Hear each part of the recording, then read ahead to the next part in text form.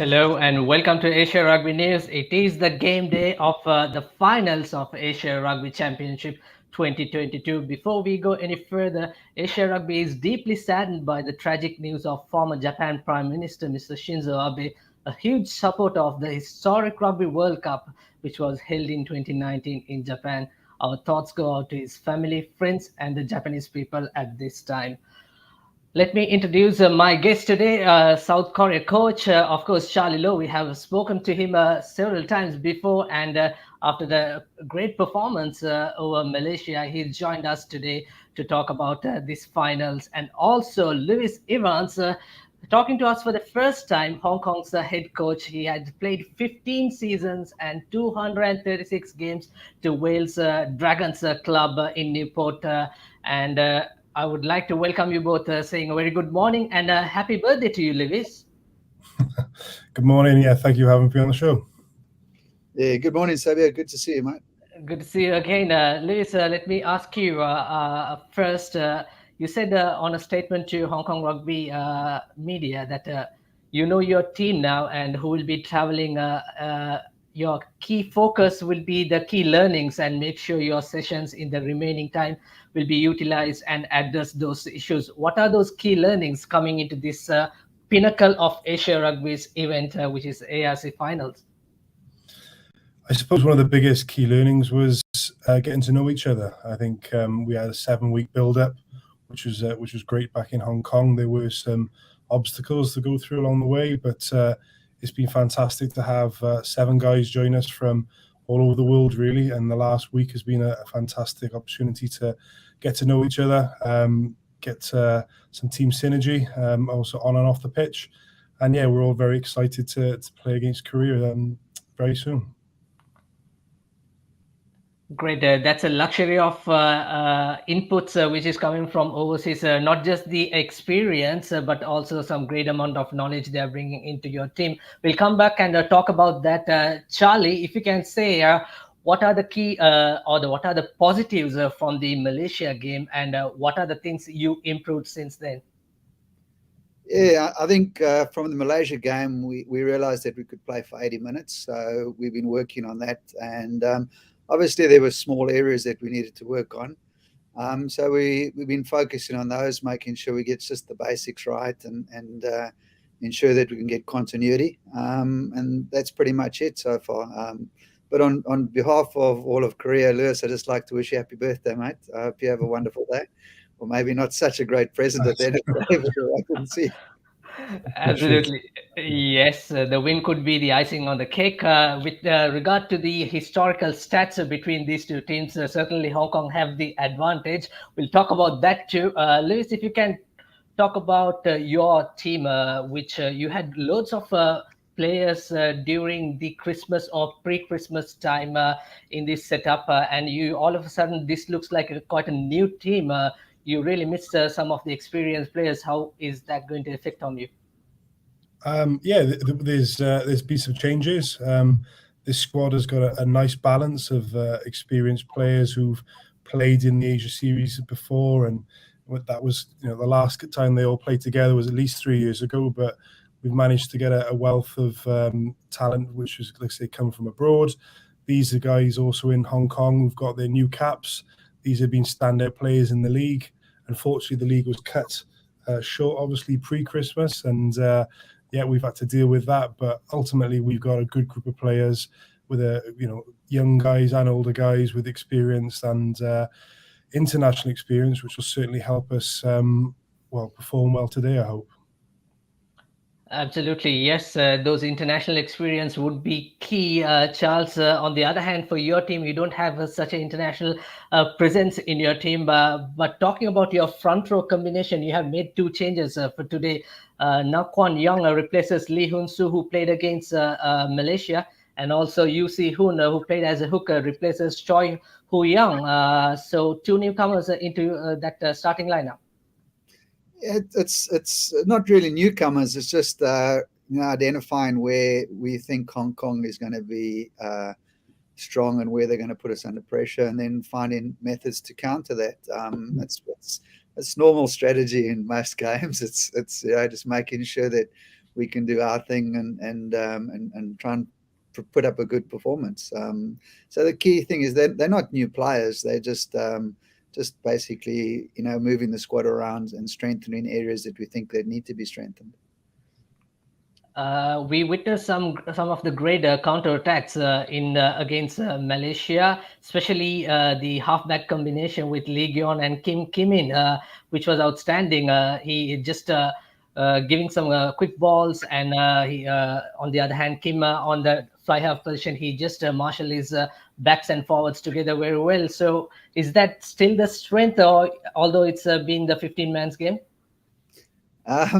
Without giving too much away, but yeah, so the bottom line is we realize that there's certain areas of the game that we've got to improve, and we're just working to improve those areas. So from a counter-attack perspective, it's important to make sure that we attacking in all areas of the game and making sure that the players understand what they need to do. So it's more about just creating synergy between the players and making sure they have game understanding, and then just identifying where we need to take the ball. So it's not rocket science, but we've got space on the outside, but a little cutback inside. Those fleet-footed outside backs and clinical at finishing these opportunities. Little cutback inside. Some great footwork. John Yonchik, he's away, down the sideline. Try time. Yeah, another excellent piece of play here from the Koreans out wide. Saw the opportunity with a few of Malaysia's big men up against some of those fleet-footed outside backs and clinical at finishing these opportunities from there we go. Province That play is some in highlights Korea. of the. Those are some little highlights of Korea versus Malaysia. That's a lovely step, and it's pretty much solo effort from the Korean fullback.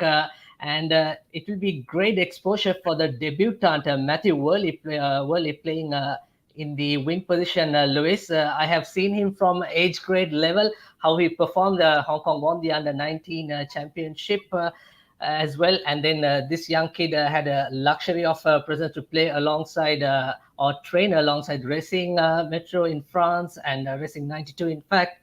And then coming from Northampton Saints, and now he's playing for Bedford Blues. And a couple of newcomers, and Joshua, your New Zealand-born Joshua, the number 8, is the captain of the side. You got so much experience, like you said, and it's all about how you utilize this opportunity. Your players utilize this opportunity. Absolutely. Josh Hurstich has been one of the standout players in the league this year. He's led Football Club to what was a successful campaign at the start of the season. And then, as you've mentioned, you've got Matt Worley, who's had the opportunity to go and play in France with Racing Metro, which is obviously a quality team. And he's been one of the standout players for Bedford the last couple of seasons as well. So when you look at the footage, when you see some of these guys, the way they can combine, the potential is massive. And we've had a couple of good training sessions this week. And again, I think all the boys are just very excited to get out there together. So, with the likes of Josh and James Cunningham leading us from the front, and then with finishers like Matt Worley and Jack Neville in the back, it's going to be a very exciting game, I think. It should be an exciting game, maybe like Wales versus South Africa later today as well. I'm just saying that because, of course, Charlie from South Africa and Lewis from Wales. Lewis, you had some time to go through the Korea versus Malaysia for sure. What sort of strategy you're going to add as a holistic game perspective? Well, like Charlie said, you don't want to give too much away, but I think there's clearly some good counter-attacking threat in that back line. The back three players who've got that sevens background, you can tell that they have got that exciting X factor. And also in the pack up front, they've got a very good scrum. And I think we know the challenge coming to us from that perspective. So, we're very excited to get out there. And I think these guys have got a big game ahead of them. I think it's going to start from set piece, start from up front. And then after that, like I say, it's going to be a pretty open flowing game, I think. So, I'm hoping it's going to be a bit of a spectacle. And I think, with what both teams can offer from attacking ball in hand, it's going to be down to the defences and how they can marry up there, really. Yeah, wonderful. We'll look forward to it. Fingers crossed. And the winner of this game, whoever wins, will be playing against Tonga on 23rd of this month in Australia for the Rugby World Cup qualifier. And winner of that game will go through to the France's Rugby World Cup 2023. And on the other hand, Tonga playing with so many stars last week against Fiji, they lost 36 points to nil, and that may be some good news. Whoever wins this game. I know you're not focused on that game, gentlemen, but today's game is key. Charles, your views on that? Yeah, I think you want my views on the Tonga game, or do you want my views on what happens Today's after? game. You can give both, yes. Yeah, so today's game is crucial. I mean, I think from our perspective, we're just very, very grateful that that we could give Hong Kong this opportunity, because they've really been under difficult circumstances in China because of the lockdown. So I think giving them this opportunity to maintain the integrity of the Asia Rugby Championships, I think is really, really important. And then obviously we want the best team from Asia to go through and try and represent Asia as a whole. We know Japan's already in the top 8. I mean, they've made it from last, I think, 2019 quarterfinals. They got there, so they've qualified. So we want another team from Asia to try and get there, and it's going to be either us or Hong Kong.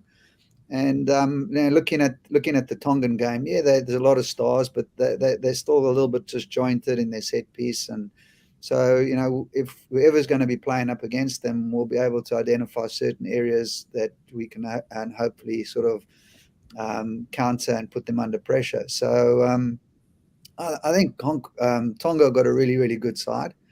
And the individuals in their team obviously are phenomenal.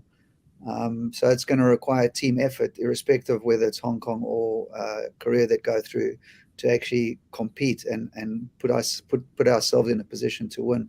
So I think that's critical. And I think both Hong Kong, even though Hong Kong's got most probably more play experience than we have, but the whole focus is making sure we play as a team and try and work together and get through and be competitive. I think if you can be competitive, you can put yourself in a chance to win the game.